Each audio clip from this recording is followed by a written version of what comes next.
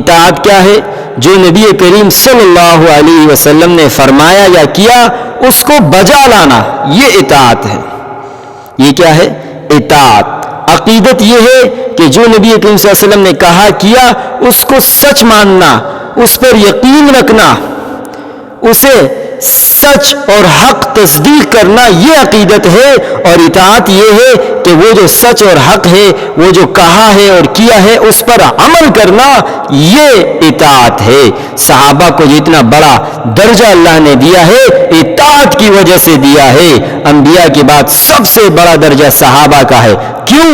انہوں نے اطاعت کی، نبی کریم صلی اللہ علیہ وسلم کے طریقوں پر چلے، ان کی باتوں پر عمل کیا، اس لیے اللہ نے انبیاء کے بعد سب سے بڑا درجہ صحابہ کو دیا کہ انہوں نے اطاعت کی۔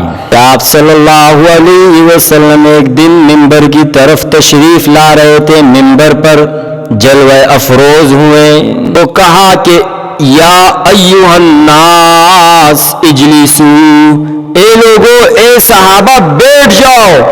تو جس صحابی نے بھی یہ بات سنی کہ اجلسو بیٹھ جاؤ، جہاں کھڑا تھا وہیں بیٹھ گیا، کوئی نہ ایک قدم آگے آیا نہ کوئی ایک قدم پیچھے گیا۔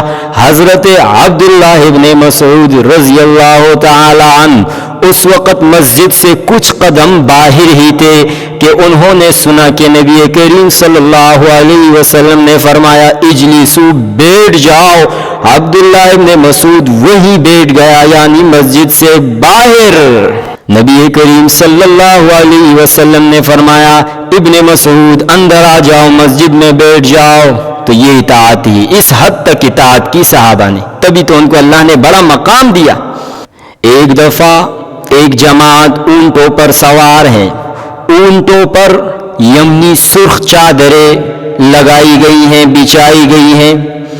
نبی کریم صلی اللہ علیہ وسلم کا گزر ہوا اس جماعت کے پاس سے، تو نبی کریم صلی اللہ علیہ وسلم نے ارشاد فرمایا اے لوگو، میں دیکھ رہا ہوں کہ تمہاری طبیعت سرخی کی طرف مائل ہو گئی۔ اسی وقت صحابہ اونٹوں سے کودے اور وہ جو سرخ چادریں تھی اسے پاڑ پاڑ کر ختم کر دیا۔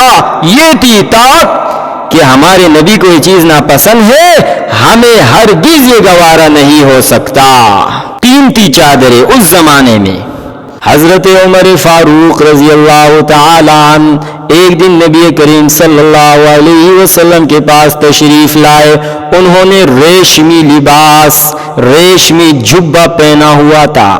نبی کریم صلی اللہ علیہ وسلم نے فرمایا اے عمر فاروق، یہ تو تمہارے لیے جائز نہیں ہے۔ اسی وقت عمر فاروق رضی اللہ تعالی عنہ اٹھے اور باہر گئے، وہاں ایک تنور تھا، اس میں آگ جل رہی تھی اور وہ جبہ اتار کر اس آگ میں جلا دیا۔ اگلے دن پھر عمر رضی اللہ تعالی عنہ تشریف لائے، نبی کریم صلی اللہ علیہ وسلم نے پوچھا کہ وہ جبہ کہاں ہے؟ فرمایا وہ میں نے آگ میں جلا دیا۔ فرمایا کہ اپنے بچیوں کے لیے اس سے کپڑے بنا لیتے، تمہارے لیے ناجائز تھا، خواتین کے لیے تو جائز تھا۔ لیکن عمر رضی اللہ تعالی عنہ کے دل میں یہ بات آئی کہ جو چیز میرے نبی کو پسند نہیں وہ تو آگ میں جلانے کے قابل ہے۔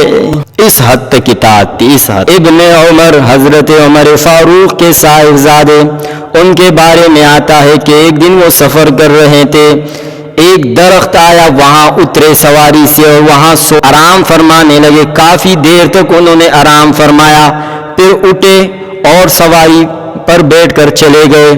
کسی نے پوچھا کہ حضرت کیا وجہ تھی کہ آپ یہاں اترے اور آرام فرمایا؟ حالانکہ اتنا بڑا سفر نہیں ہوا اور نہ ہی ہم میں سے کوئی تھکا تھا اور آپ اتر گئے۔